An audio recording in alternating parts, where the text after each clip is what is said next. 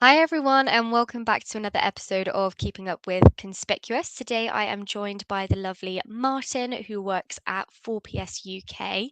And for those of you that don't well, for people that don't know you, Martin, if you were to explain a little bit about your background and where you've come from to where you are now, I think that will be a perfect start. Oh, that's a good question. So my role at 4PS is business development. I've been in that role for them for the last 3 or 4 years, but prior to that, I've been in telesales, telemarketing, in that sort of general lead generation area for probably something close to the last 20 years. And I've kind of done it on all of the sides that you can think about. So I've done it independently, working for myself. I've done it working for a boutique. Done it for working on client side, non-client side, and now working directly for a business for the last, as I said, 3 years at 4PS. So Amazing. So, a very sales orientated background then. yeah, kind of. Although I've done a whole mixture of stuff. If you look at my background, there's an awful lot of change in it. So when I first started, I was started working for the electricity board for 10 years, which was quite Oh, really? strange. Then I moved across into a state agency for about 18 months. I was rubbish at it because I was too honest. And then I moved across into recruitment at a very high level at headhunting. And then I had a burning ambition to run my own business. So I did that for 5 years, set up an electrical contracting business, ran that for 5 years, sold that, and then sort of started on the sort of telesales, telemarketing, escapade for the last, I don't know, 20 years. Feels like that. Anyway, probably longer, probably short, I don't know. Who knows? But Who I think that's knows? it's definitely nice when you just take life in your stride, you know. If you fancy Yeah, doing that, do it. That's yeah, my yeah. advice. Very much So so. Very much so, yeah. completely, completely like that way of life. And for those listening, obviously your responsibilities within 4PS as a business developer, what is it that you particularly do for a company? Yeah, so it's relatively quite straightforward. So we have quite a well-defined lead generation process with regards to events that we run and things that we do. And when we do those events, that generates what we call kind of like an inbound lead. So I will deal with all of the inbound leads that come into 4PS. So if they register for something, if they attend something, if they download something, if they any activity that's triggered where I'm aware of it, they'll get a focus from my attention. And then again, it's just a question of having a conversation with them, finding out what their interests are, finding out also if they're the right size and shape for us, because we're quite selective on who we'll work with, regards to, because we know our market quite well. And my role then is then just to profile those people and find out they're the right interest, make sure they've got the right size and shape, confirm they've got an interest, and then push them through the sales channel as such. I get involved in the fairly early stages of that. And then what I also do is involved all of the stuff that doesn't quite make it, but might be an ongoing interest for 6 months or a year, with regular callbacks, etc., etc. So that's kind of my Okay, role. It's quite definitely. straightforward. Quite straightforward. But it's nice, as you said just before we came on the call, every day is a little bit different, so it definitely Yeah, keeps you on your toes. yeah. My Which my is role is probably one of the most reactive roles within the business, because I may get a demo request that will come in now, as such. It could come in as we were talking, and then I'll deal with that straight away. Or somebody could download something that they look like the right size and shape of business that we want to be talking to, so I engage with them. And then when I'm not on the reactive side, then obviously I've got some plan work to fall back on as well. So it's quite busy. absolutely. And so 4PS is a Microsoft partner. So Yes. yeah, what do you guys specialize in? Obviously, I know you mentioned you're quite selective with your niche area. Yeah. So we think we're quite unique, and I'm sure we're not. But again, we think we are. So we, as I said, we're a Microsoft partner. We're an inner circle member. We're a gold member status. We've got a very good relationship with Microsoft. What we do as a business is quite straightforward. We only work with construction companies, and we only work with construction companies of a certain size. And what we offer them is an ERP software, effectively, or a Yeah. process. And we have been doing that as a business for the last 25 years. I think 25 years is Wow. the anniversary of that. Although they've done it in various different forms. They started off as an individual company, and then they were bought by 4PS. and then 4PS was bought by the Hilti Group last October. So we're going through that Nice. transition stage at the moment, which is quite interesting. Yeah, absolutely. I mean, there's a lot of those acquisitions that have been going on. I would say probably in the last 2, 3 years, we've seen a Mm, lot more going on, yeah, but could yeah, be very, very exciting times ahead. And as you said, when you focus in one sort of area, it is quite nice because you get to know that your niche so well. yeah, yeah, Um, yeah. Yeah, so yeah. it For so it instance, definitely we think helps. there are only about 2,000 companies in the UK that are capable of buying our software of the right Yeah, size and shape, and we think we've got most of those in our CRM. We think, although it's also quite slightly annoying when you get a company that you've never heard of before that's the right size and shape, and then you've never spoken to them before. But then you look a bit yeah, deeper and you find that they're probably a subsidiary or part of a group of companies that you've spoken to the parent company or further down the yeah. line. But that happens. But yeah. Absolutely. Well, you'll be working with all of them, I'm sure, very, very soon. Now, Yeah. I know, so the main sort of topic we wanted to focus on today is a little bit about mental health. Yes. Um, a very important topic to a lot of people, Yes. but I think it's really interesting, as 4PS as a company have quite a big standpoint on this area, Yeah. if Yeah. I'm correct Yeah. in thinking. Yeah. So Yeah. just for everyone watching, as a company, what is it that you think about this topic, and what have you implemented for this area? Yeah, I was thinking about it the other day actually, and Val, who's our ops director, who's been our ops director for a reasonable length of time, it kind of flows from her in some respects with regards to the attitude of doing the right thing, and in doing the right thing for that means that we are massively supportive for people's mental health.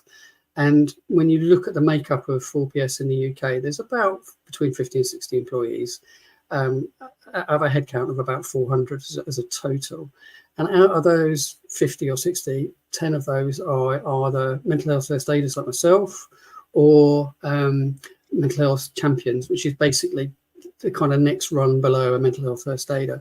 So we're very, very supportive on mental health, and we have an awful lot of activities that we run throughout the year with regards to that. So we have a regular drop-in session on a Wednesday morning where people could just turn up, and it's literally, there will be somebody there, and it's done virtually and online. And if people want to come along, they can come along, and it's just a chat about the mental health, not about anything else, just about a chat about mental health. So there's that. And we also have an email that's a standard email across the company, so that if anybody is raising a concern about their mental health, they can just send that email fairly anonymously, and it'll only go to the mental health first aid team as such, and then one of Yeah, us will respond to that quite quickly. And then on absolutely. top of that, we have a couple of individuals within the company that have got long-term serious health issues, and we're supporting them through that on a regular basis as well. So very, very, very supportive, and so much so that I've never worked for a company like that that has got that level of support. I must admit, I haven't heard of, and it might be just that I haven't spoken to the right companies, but I haven't Mm, heard mm. of anyone that have such a strong unit implemented within the team. Yes, Now, yes. did you have to do anything in particular to become a mental health first aider? Was there specific things that you had to qualify for? Right. So I've got a background in mental health as well outside of work, although in some Okay. respects I have in the past probably spent just as much time on that as work in some respects. So I've been a Samaritan for 17 years. I Wow. was a Samaritan up till last September, and I'm now on a break because I'm moving between different branches. But I've got 17 years worth of experience. So Val, who's the ops director, became our first mental first aid mental health first aider, I don't know, 3 or 4 years ago. And then she then encouraged other people to join that. And then to become a mental health first aider, you have to do, I think it's 3 or 4 days training, and then a refresher every 3 years. So there's quite a lot of um, mental health training in some respects with regards to that. But Yeah. that's been ably supported with my background and the training that I've done with Samaritans as well. So, Yeah, that's a long time within, mm. offering your services, because I assume obviously that's for a charity, so it's out of your own working time that you Yes, put yeah, yeah, yourself very, into very it. much so, very much so. And Samaritans has been around for a long time. it has. 60 plus years as well. So, and Yeah. they're a charity that I'm very, very supportive of as such. So Absolutely. No, that's good. And I think, it is really important that even if people just have one of those mental health first aiders that are trained within a mm, company, I think it can make the world of difference. yeah, As yeah, you said, just having those services available internally, work takes up so much of your time. You're there the majority of your week and the majority of your days every single day with the same people. So I think, yeah, it is so important. And for yourself, obviously, I know you mentioned that there is the sessions run on a Wednesday, and then yeah. if anyone um, emails in. So, in terms of your responsibility, I assume answering to those emails and helping run those sessions if you're in on a Wednesday, is that sort of what it entails? Yeah, yeah. So in some respects, it's fairly ad hoc. So we'll give you give you a couple of particular instances where we've supported. So the advantage of being a mental health first aider for the individuals confirmed within the business means that they don't have to talk to the management team. They don't have to talk to the directors. They don't have to talk to that situation. And again, it's completely anonymous with regards to that once they've come forward and then they're assigned to somebody. So in essence, what's happened within the last, I don't know, 6 months or a year, I've had a couple of individuals that have approached me either directly or indirectly, and then I've engaged with them. And then it's about working with them with regards to the level of support that they want to have. So in one instance, it was literally setting up a couple of telephone sessions to just talk through the initial problems that they're having, and then making myself available for them on an ongoing basis as they required. In some respects, it was a situation that was dealt with reasonably quickly in some respects, although some ongoing issues. And in another instance, we've got somebody with a very serious physical, without being harsh, he's on a pathway in some respects, and most people will understand that without when I say what a pathway means, because I don't want to trigger people. But for him, the support that we're offering is completely different and tailored to his requirements with regards to what he wants. And in some respects, we've been quite flexible with that. And again, I've been amazed by how supportive the business has been of that individual as well.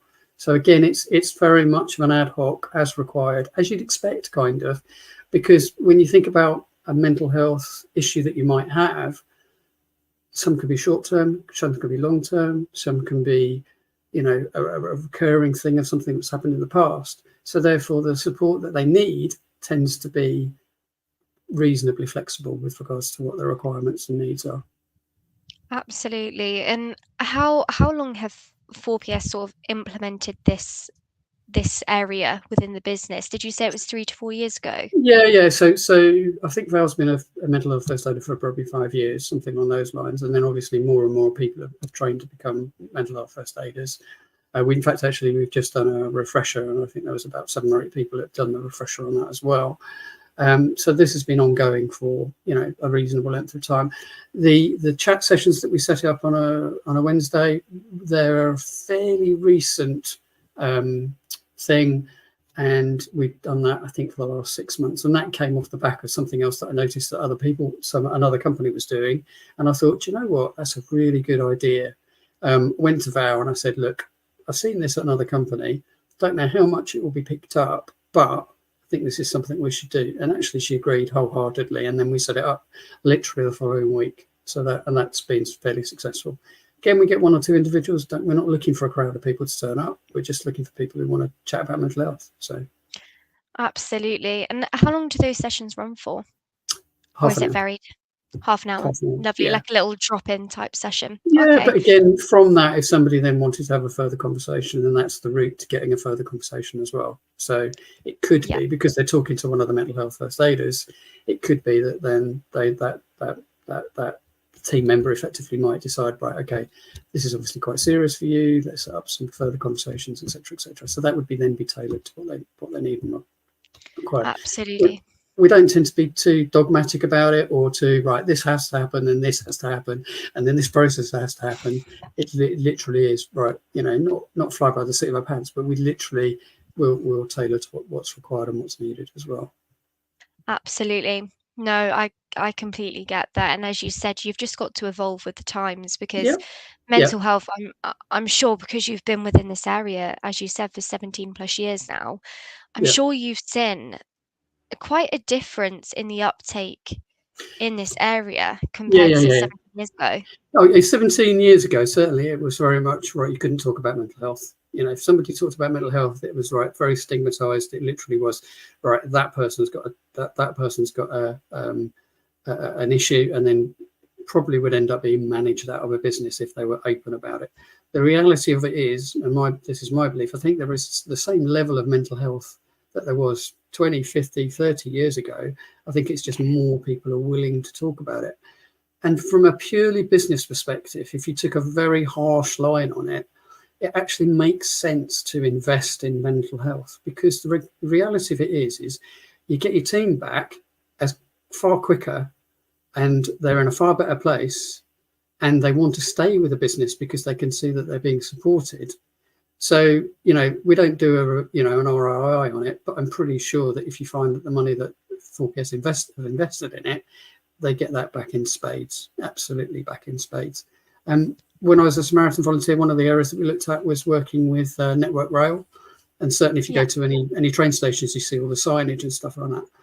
Now, most people don't realise that that was funded out of a campaign that Network Rail looked at it and thought, actually, if you look at the suicide rates on their estate, they were going, you know, they were at a level and they were climbing upwards, and that yeah. was costing them money, you know. So they put £1 million into it, invested £1 million as supporting Samaritans and getting some training and training their staff, etc., etc. And then that flatlined, and then has now gone negative as such, going downwards. Oh, So, wow.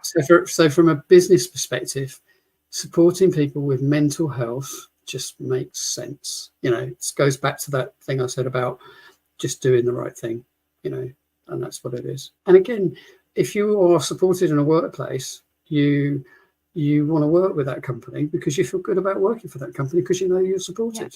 So it's one of those things that makes people sticky with regards to, you know, churn and turnover rates. So Yeah, definitely. And I do think as a country and nation we've definitely got better about mm, speaking up about things. I mm, still think there's like a slight hurdle yes, to certain people that just they're still holding it in and feel like it's a weakness to speak about it. yes, So yeah, I know there are so many different supportive charities like Samaritans nowadays, yeah, isn't there? But yeah.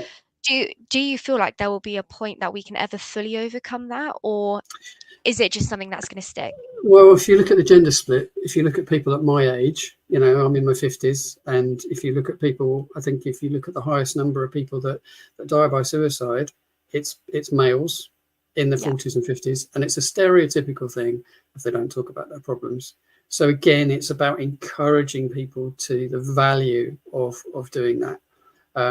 You know, and again, I think will we get to a point where more people talk about their mental health? I think we will. Will we ever get to a point where people won't talk about it? I don't think we'll ever get there, to be honest.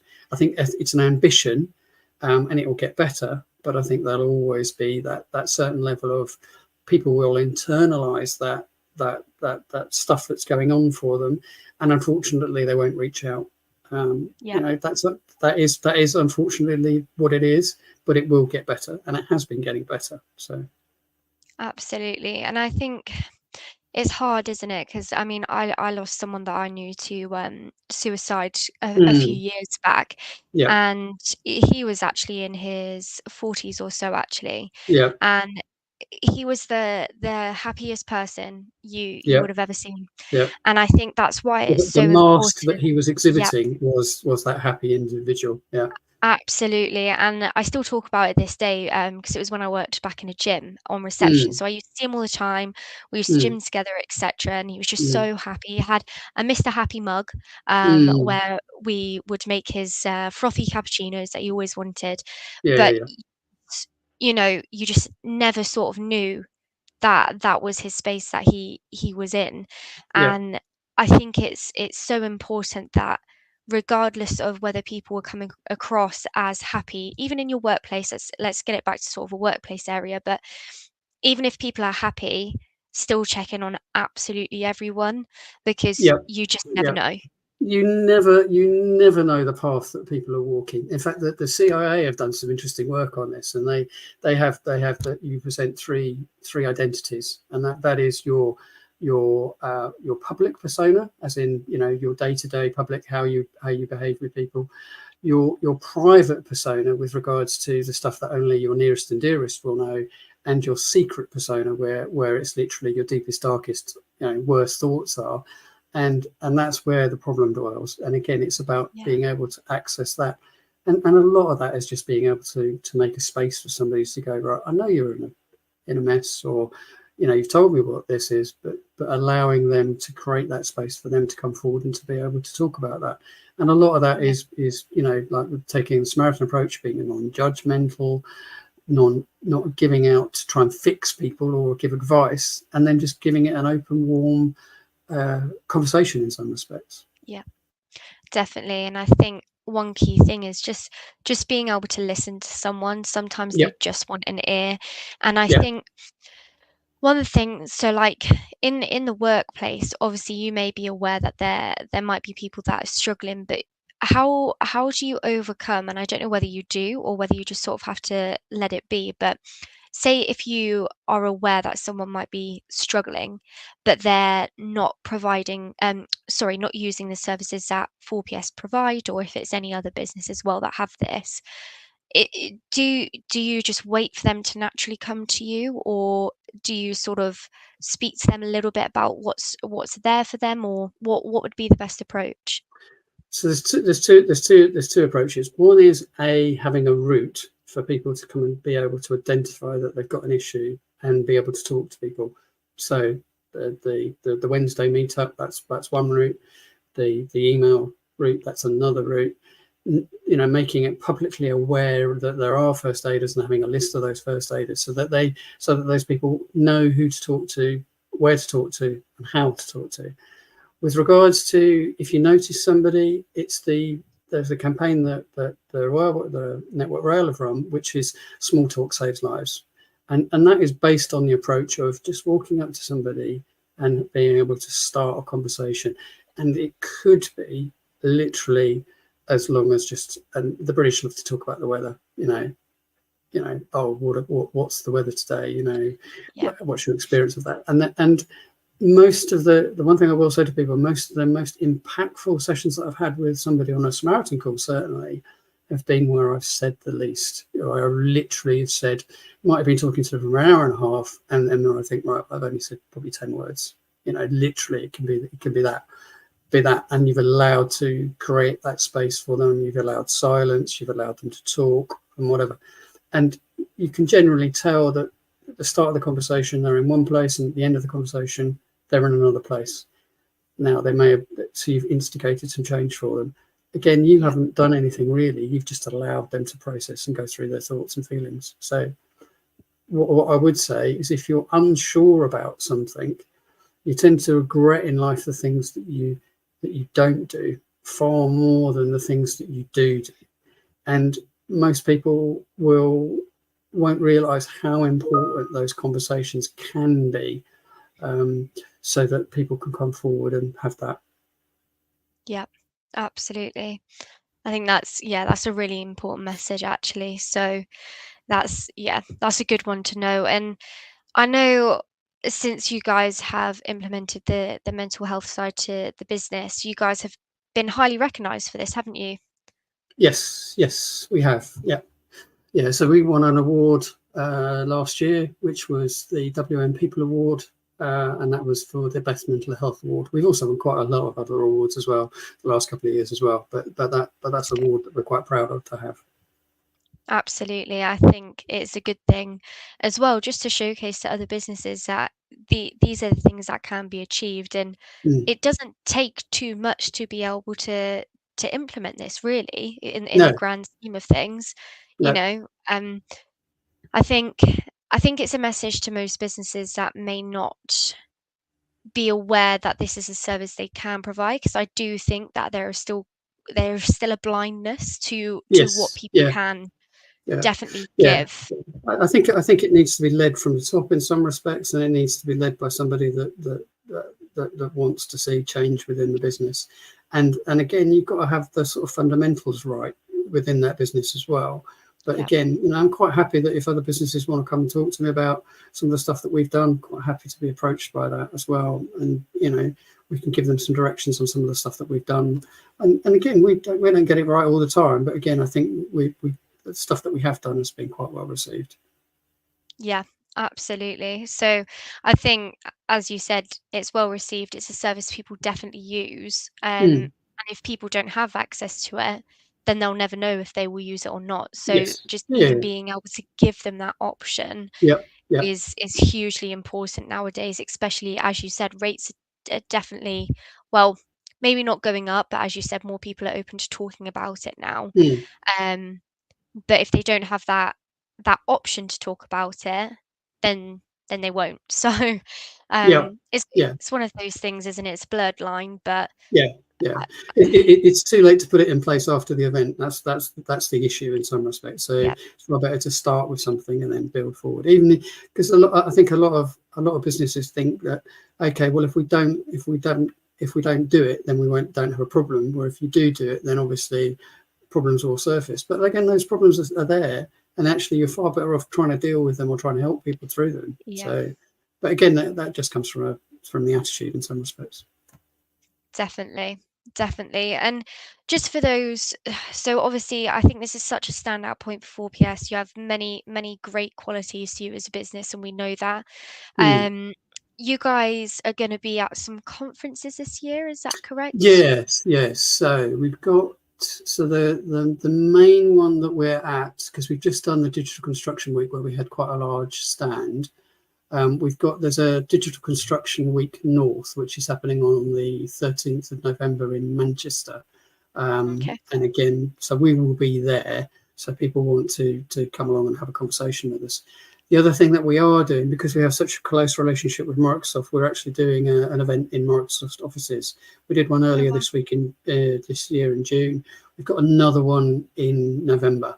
Now, that is strictly invite only, as you can imagine, because we don't want that flooded. And we also kind of don't want people there that aren't appropriate for us as well. So Yeah. we'll have some of our customers there. We'll have some prospects that we're engaged with. And again, that is if you want to get some of the good source stuff, if you want to get some of the stuff that understands some of Microsoft's thinking with regards to the latest things that they're going to plan and do, then that's a good event. Again, if people want to come to that, then they need to come to me in the first instance, and I'll put them on the list as it were. But again, that's going to be 21st of November at Microsoft offices in Paddington. But again, Amazing. that is strictly invite only, so they need to come through myself or one of the other team. Of course. And I don't know whether you guys do this, but do you guys do any online webinars or anything like that about mental Yeah, health? yeah. So we've got a Amazing. series of online webinars, and they're all available as well. So if you go to our website, which is really nice and easy, 4ps.co.uk, and then look at the insights, and then under there will be webinars that we've done. Webinars that we've done, and again, you can download those links, and then you can go directly to them as such. You will then probably get a follow up from me. With regards to, I've seen you've done this, but that we don't make it open with regards to you've got to sign up to view them. That's just basically because we want to know who's interested and why and what. So Exactly. Exactly. Just opening those doors for people. yeah, So, yeah, yeah, yeah, yeah. and And there's quite a so, lot of other resources on there, like white papers and stuff that you can download as well, because we tend to push out white papers and webinars on a regular basis. yeah, definitely. So, for those that are watching, if you do have any comments, obviously feel free to pop them in. Or if you want to ever have a confidential chat, obviously, I'm sure Martin is Yep. open to receiving messages on Yeah. LinkedIn, Yeah. etc. Yeah. Yeah. Um, I might so end if up it, signposting you to Samaritans, but again, if there's something you're not sure about or something you don't know how to talk to somebody about, I'm approachable. Come you are come and have a chat. That's fine. absolutely, and if there are any comments and you want to pop them on, obviously we can answer them after the podcast as well. But if there is any stuff that you just want to say privately instead of on the comments, as we just said, we're open to that too. Um, Sure. but I think just some key take homes from this is like you never know what someone's going through. So as we've said, to be able to give them the opportunity to talk is such a big thing. And I still think there's that barrier to businesses just openly doing that from the get-go. I still think there's Yeah. quite a few businesses out there that need to have a bit more of an open mind to the mental health side of things, which I think will change. Do you? Yes. I think And it, then, well, we've seen a rate of change that's been like this over the last 10, 15 years, and I think that will only get more. Um, yeah, hopefully. And just for anyone else, is there any other key take homes that you want to say to people? I think the key take home is if you're worried about somebody, don't keep it to yourself. If you aren't capable of interacting with that person, or you don't feel that you can, or you're worried about saying the wrong thing or doing the wrong thing, then by all means talk to somebody like the Samaritans, who will do what we call a third party callback. So we will call somebody back and say, are you okay? And it can be just as simple as that. It can be simple as that, you know. Um, and just bear in mind that you don't have to take their problem on board. So again, it's just a question of you're just there to listen. Don't give advice, just there to listen. And that you'll never know how much that will touch somebody, and what a difference that could make to somebody's life as well. So that would be my thing: is you don't think about it, just do it. Definitely. Well, I think that's a really good point to finish on. Mental health Okay. we could probably talk Yep. for ages about, and Yes. Yeah. I Yeah. think it still isn't spoken enough about. Yep. And I think this podcast has been very, very good to speak about. And I know it is a sensitive topic for some, but Yep. the more people get comfortable talking about it, hopefully the more people it can help. So Yes. we Yeah. we hope that the message has come across that people are there to listen. And as a company, 4PS, they're leading the way with mental health, and I think it's amazing what you guys are doing. And Martin, you as an individual putting your own time and energy into Samaritans for the past 17 years, and I'm sure that probably won't stop with you. You'll probably continue. um Yeah. I Yeah. I think My it's answer to amazing. that is I get far more out of it than I put in. Yeah, Samaritans are a lovely bunch of people. That's one thing, probably myself excluded from that. But again, some of the conversations that you have can be richly rewarding in ways that you don't necessarily appreciate until, a week later, when you think, that was a good call then, actually. Do you know what? I got something out of that. So, but yeah, again, you don't do it to get stuff out of it, but you get stuff out of it, if that makes sense. absolutely. Well, thank you to people like yourself that Yeah. offer up your time and energy into this area. I think without you guys, as we said, people won't be speaking about their problems, and Yes. Yeah. Yeah. Cool. the worst happens. So thank you to you as an individual, people like yourself, and businesses like 4PS that are implementing stuff like this, because it's hugely important. And thank you for coming on the podcast today. Yeah. No worries. More than welcome. More than welcome. It's been a pleasure. Lovely. Well, we will see everyone next week for another episode. But we hope you found this one very interesting and insightful, and we will catch you next week. Thank you. Okay. Lovely. Thank you, Lucy. See you later.